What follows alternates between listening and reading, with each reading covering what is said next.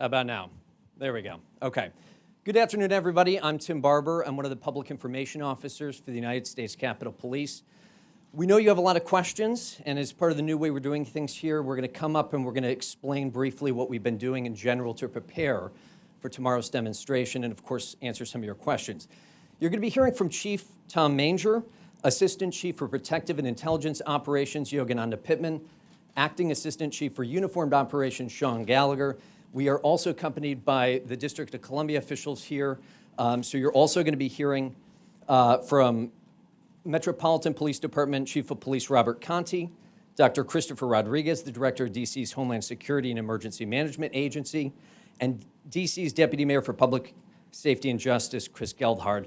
Then Chief Manger will come up here and open it up for some questions. Well, as many of you know, we are more than happy to talk to you about our preparations in general. To protect the integrity of tomorrow's mission, we can't get into very specific security details. So with that said, here's Chief Manger. Thank you, Tim, and good afternoon, everybody. Thank you for being here. The U.S. Capitol Police Department has been working around the clock for the last several weeks to ensure that we have a safe event tomorrow. But perhaps more importantly, over the last 8 months, the leadership of the U.S. Capitol Police Department has been preparing, working to ensure that we don't have a repeat of January 6th. They have been working on ensuring that we have the adequate resources for our police officers, training, equipment, staffing, to ensure that, again, we can accomplish our mission. Our mission tomorrow is our mission every day, and that is to protect everyone's rights to free speech and to allow them to lawfully demonstrate. And again, we are planning for a safe event tomorrow. But there have been some threats of violence associated with the events for tomorrow, and we have a strong plan in place to ensure that it remains peaceful and that if violence does occur, that we can stop it as quickly as possible. We're not going to tolerate violence, and we will not tolerate criminal behavior of any kind. The American public and the members of Congress have an expectation that we protect the Capitol. And I'm confident with the plan we have in place that we're going to be able to meet that expectation. I want to turn it over to Chief Yogananda Pittman to talk about the intelligence, and after that, Chief Gallagher will talk about some of our operational planning. Chief Pittman. Thank you, Chief. Right after January 6th, this department made several challenging yet critical changes on the way we go about our business. One of those substantial changes that we've made is the way we gather, analyze, and disseminate intelligence in order to better understand threats and to mitigate those threats.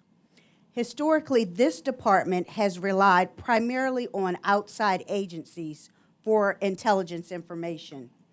We are predominantly consumers of intelligence rather than producers. Well, that is no longer. That was prior to January 6th. We have now grown and expanded our intelligence operations, and we have dramatically changed the way that we process and share intelligence with our law enforcement partners at every level. This change involves improved internal communications as well as including intelligence briefings to our rank and file officers. We do feel that these improvements, coupled with the other existing efforts, will help transform our department operationally as well as from an intelligence-driven perspective agency. And with that, I'll turn it over to Chief Gallagher.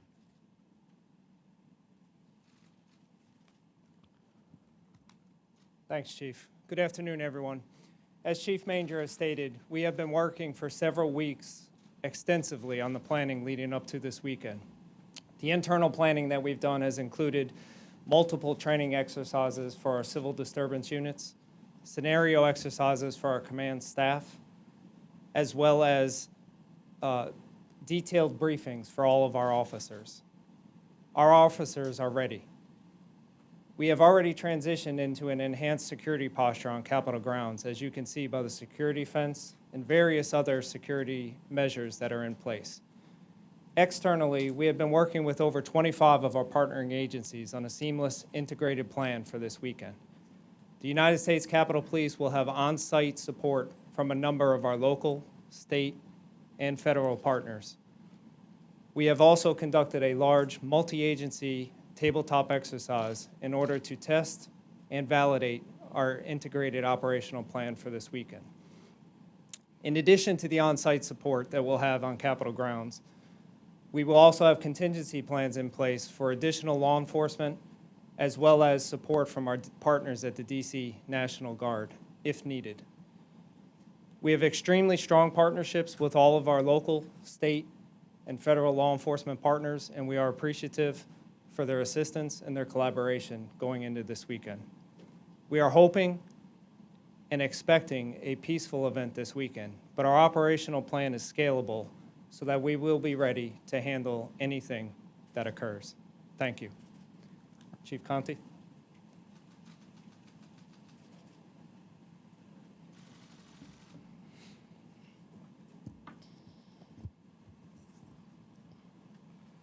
I'm Robert J. Conte III, Chief of Police of the Metropolitan Police Department.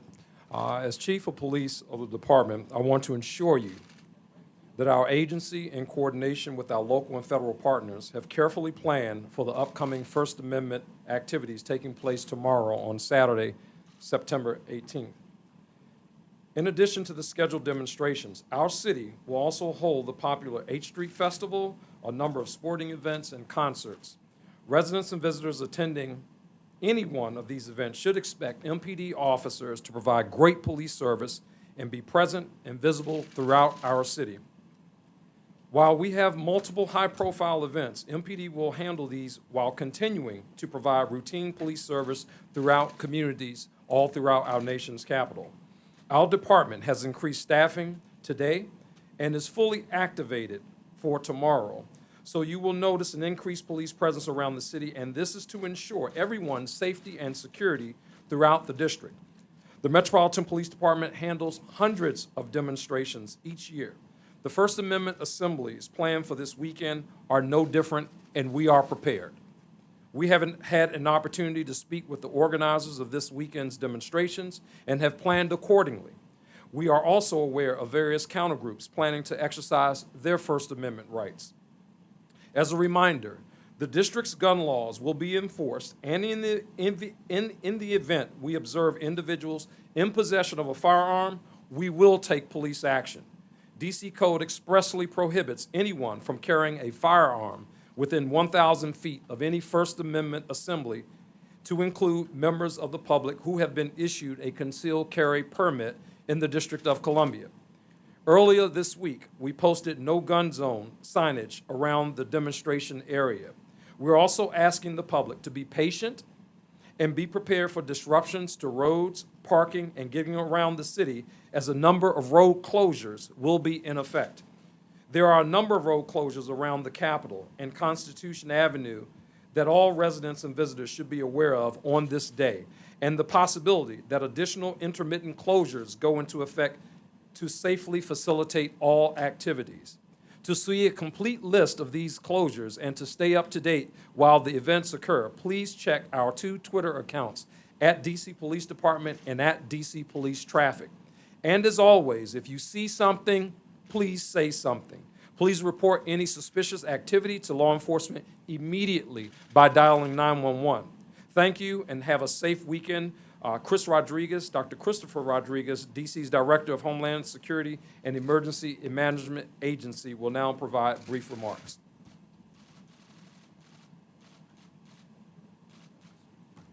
Thank you, Chief Conte, and thank you, Chief Manger, for having public safety representatives from the city here today.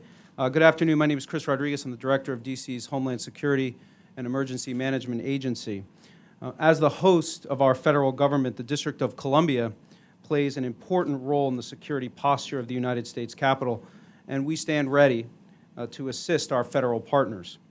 Our mayor, Muriel Bowser, is activating the District of Columbia's Emergency Operations Center, or EOC, tomorrow on Saturday, September 18th.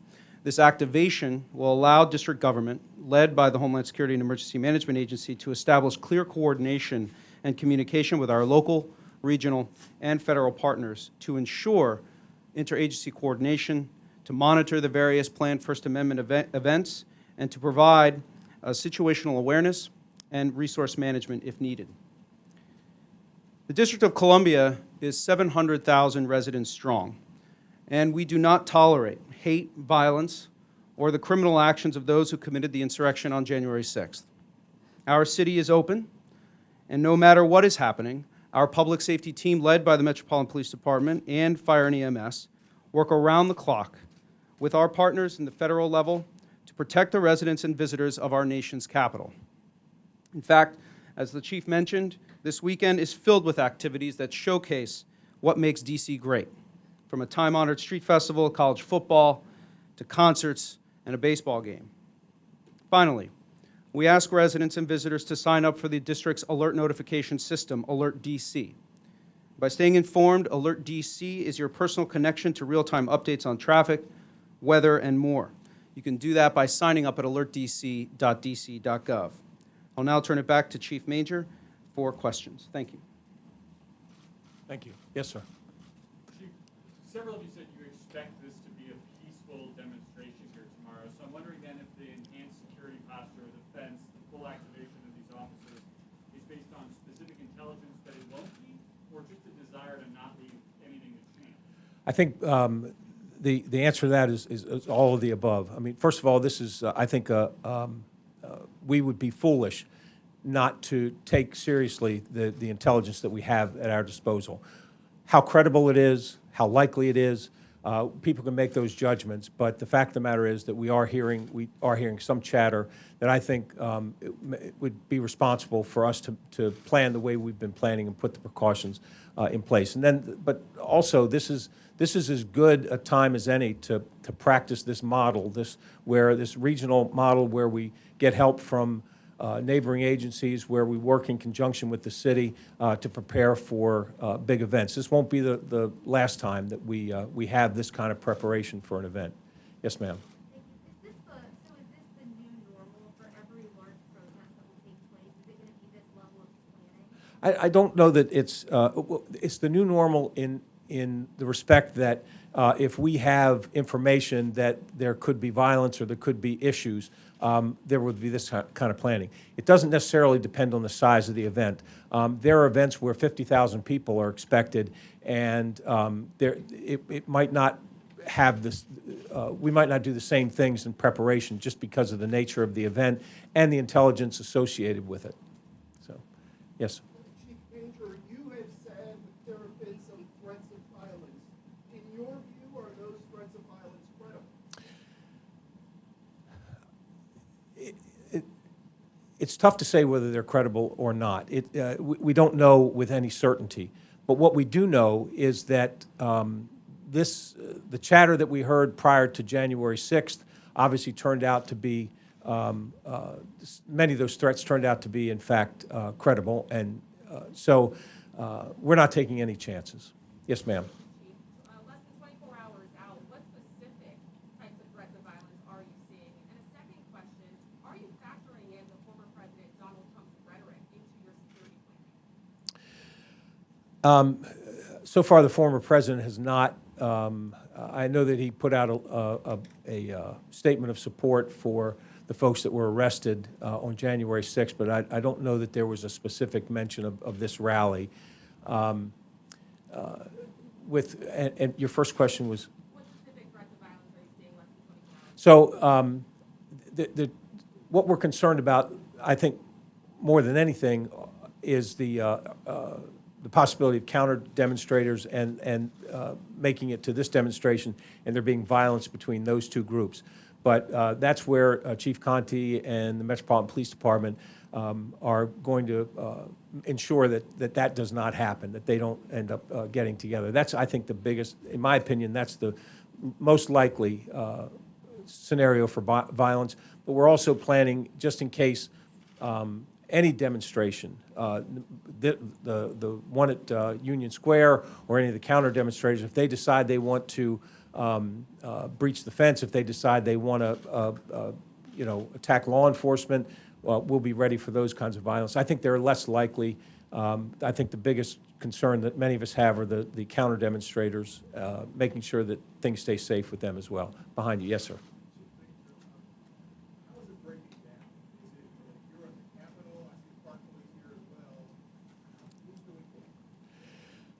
Who's doing what? As Chief Gallagher had mentioned, we have already gone through a tabletop exercise where we have specific assignments for the agencies that are helping us. And so there'll be different agencies responsible for different areas. We clearly have to not just be concerned with the Capitol itself, but I mean, we've got a fairly large campus with a lot of buildings, so we've got help there as well. So particular agencies have been assigned particular areas and specific responsibilities. I noticed you said, though, that, for example, DC police are responsible for keeping, I guess, the people at Freedom Plaza from the people who are here for the Capitol. It's MPD, but the U.S. Park Police will, I think, will assist with that as well. Yes, sir. The organizer of the rally, Matt Brainerd, said this morning on C-SPAN that his organization had security working with the Capitol Police. Is that true? Our folks have been in touch with the organizers, and we are aware of the fact that they have security folks. As far as the communication, it's just been just cursory coordination. We're aware that they're there. Yes, sir.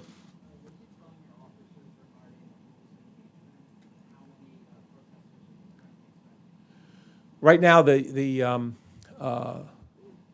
permit asks for says 700. We don't know if it's going to be 500, 700, 1,000. We don't know how many people to expect, but we do know that the permit was for 700. Oh, I'm sorry. Look, in terms of how we engage, we handle multiple demonstrations at the Capitol and the Supreme Court every day. Every day we handle multiple demonstrations. And our rules of engagement are to allow people to peacefully protest. It doesn't matter what their cause is, what their political affiliation is. That doesn't matter. We have rules of engagement that allow people to lawfully protest. If they begin to do something unlawful, they're given warnings. If they don't heed the warnings, then we make arrests. In terms of, there's no difference in terms of our use of force policy or any of those other things. Those things are in place and don't change depending on what kind of demonstration it is. All the demonstrations are handled with the same policy, with the same rules of engagement. Again, as long as things stay peaceful, we make sure that everybody has the opportunity to exercise their constitutional rights. Yes. This is a pretty massive scale roll-up for really a short-term period of time. How practical is it to do this kind of a ramp-up every time you get this sort of intelligence? And have you given any thought to more permanent solutions to this problem? Like, for instance, does there need to be a permanent fence around the Capitol to prevent you from having to ramp up like this every time? So I don't think there needs to be a permanent fence around the Capitol, but that's not my call to make. And I don't see this as we're not going to plan this kind of operation for every again. We have multiple demonstrations every day, but this is again, as I said before, this is much an opportunity to practice this plan. So in case we need it, we've been through it once or twice. And but I think that we're going to use it when it needs to be used. But 99% of the demonstrations that we handle are handled without this kind of planning. Yes, sir. Two questions. I mean, one, in this intelligence, are you worried about, what we sort of saw on January 6th, where you had groups of people that came in with an intent to do something? Or are you worried about lone wolf sort of individual actors looking to capitalize the crowd? And second question, what are you saying to your officers, some of whom are still dealing with the trauma and the stress and the fallout from January 6th? Guys, men and women who are on the line sort of abandoned So first, answer to your first question is both. We are concerned about and aware of and planning for both of those scenarios. For your second question, Chief Gallagher has been going to roll calls for at least the past week, if not longer, and we're trying to get in front of every single police officer in the U.S. Capitol Police Department. And the reason was to brief them on our plan. And the whole purpose behind that was to instill confidence that the department has prepared for this event, and that they will have the resources, the training, the equipment, and we will have the staffing that we need so that everyone, including the police officers working this event, can remain safe. Yes, ma'am.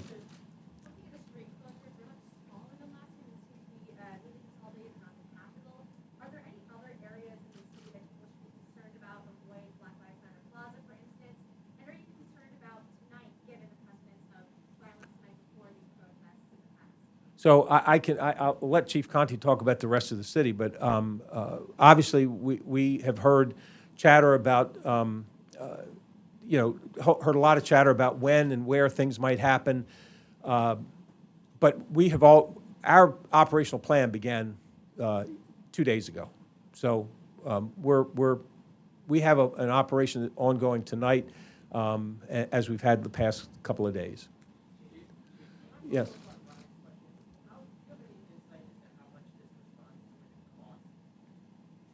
I don't yet because there's a number of resources that are basically on standby that we may, if we don't need them, then we won't have to use them. So at this point, I don't know. There's a lot of people that are concerned about the cost. And I'm not. I understand that's a concern, and that I have to pay attention to that. But my bigger priority is the safety and security of the folks demonstrating, the safety and security of the Capitol. Yes.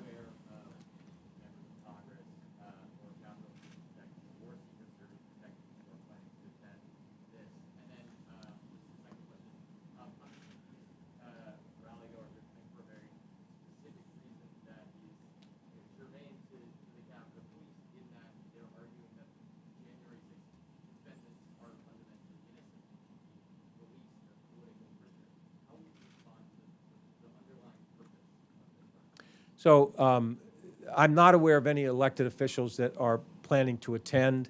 There were a few that were invited. To my knowledge, all of them have declined.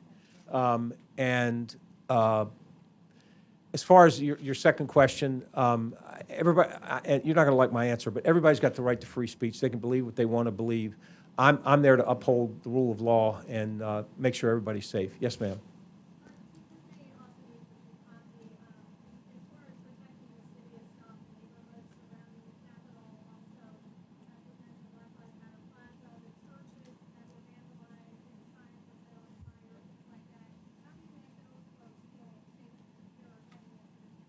I'm going to let Chief Conte answer that, but I will tell you that I attended the First District Citizen Advisory Committee meeting. It was a virtual meeting, but I attended because I wanted to assure the folks, the residents that live around the area, that we were concerned about their safety as well, and I informed them about some of the things that we were doing that might impact the neighborhood. So we are trying to be good neighbors. Yeah, thank you for that question, Darcy. The Metropolitan Police Department, we're prepared. We're fully deployed. All of our members will be out in community working. As Chief Manger mentioned, certainly we have concerns about the Capitol area itself, but the Capitol Police, they will be handling that, and the Metropolitan Police Department will be here to support, and we will support our communities, as we have with every demonstration that happens in this city. We will not abandon the residents of the District of Columbia. We will make sure that those communities are equally safe.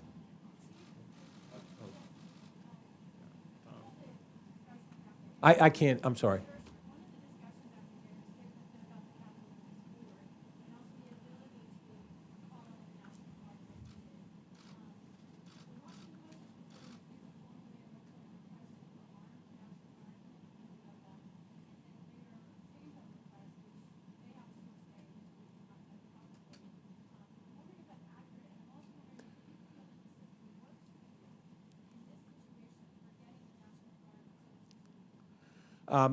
So the story is not accurate. Anytime, first of all, the Capitol Police Board has been nothing but helpful. They have been nothing but supportive, and they have. The only questions they have for me is, what do you need? What can we get? What can we do for it to help you? And so when we talked about the issue about calling putting the National Guard on standby or calling for the National Guard assistance, we had a discussion, and everybody had different perspectives and different thoughts about it, and we had a discussion. This is what happens when you have people that are responsible for this kind of decision. We had a discussion, and in the end, we were all in agreement for what we asked for. Which is what? Can you clarify the situation on the National Guard? If our request for assistance will be if the event goes longer than we think, if longer than we think it'll go, they would be available to help us to secure the area around the Capitol. But if the event comes and goes, there'll be no call to them for assistance. Worst case scenario option kind of thing? Well, no, as I said, if it goes longer for whatever reason, we could call them to help us secure the perimeter of the Capitol. Yes, sir. Will they be armed? Will they be armed? No, we're not asking for them to be armed. And I'm sorry, I can't hear you.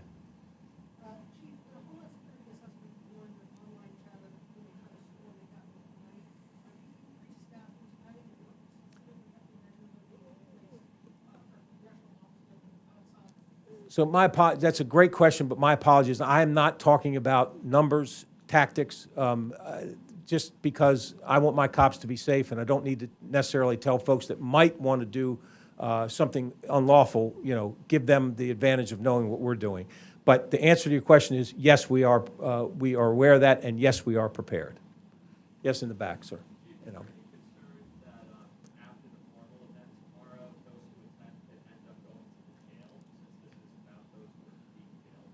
I think we're all aware that after the event they could go anywhere they want to in the city, and again we're aware of that. So I'll just keep it at that. Yes, sir. And then.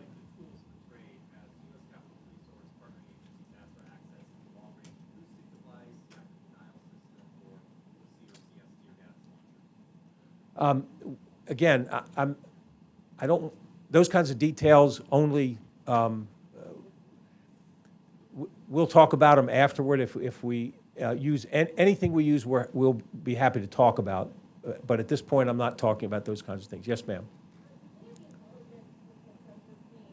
I'm sorry.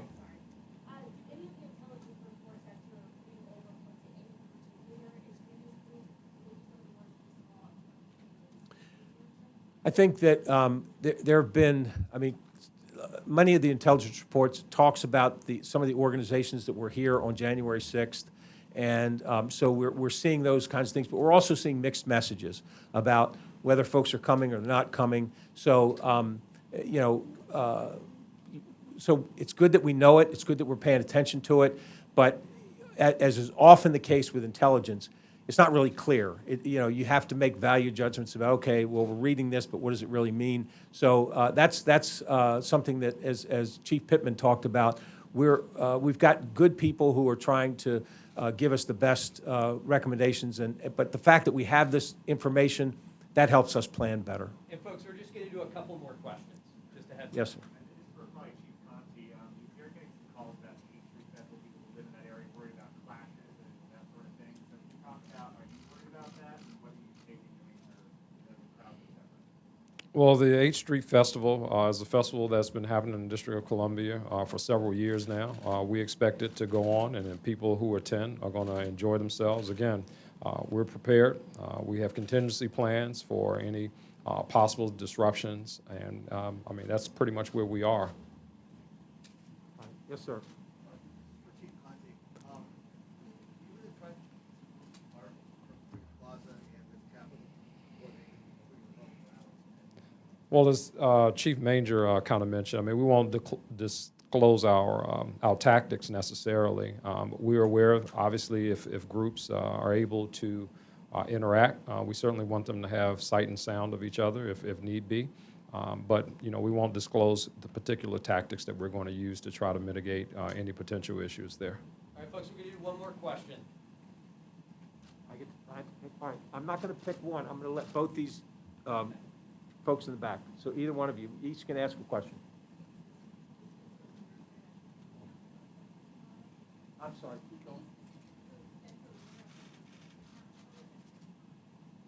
going. We're aware of three, how about I take it on? We're aware of three groups, and two of the groups haven't had much of a history of violence. One of them has had some clashes before, so we're aware of three groups that may be doing counter-protesters. Yes, ma'am.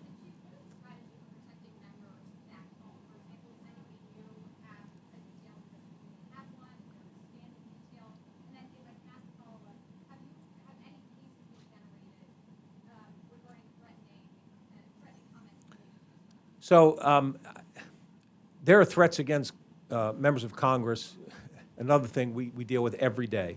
And we have not had really anything that has specifically been tied to the rally tomorrow, but there have been, we have, just in the last few days, we've had a number of threats, specific threats come in against specific members of Congress. So we're going to handle those the same way we always handle those. And there's nothing different about the way we're going to deal with those because of the rally tomorrow. Thank you all very much. Appreciate it. All right, folks, so right now our plan is to not hold another news conference over the weekend unless something newsworthy happens, in which the same thing that we've done over the last couple incidents. We'll communicate with you over Twitter, the time, the location. We'll try to give you a heads up. We're also going to be using Twitter, as we normally do during any kind of major event, to communicate with you all and provide any information the public or you all folks might need. So stay safe tomorrow, and thank you for coming.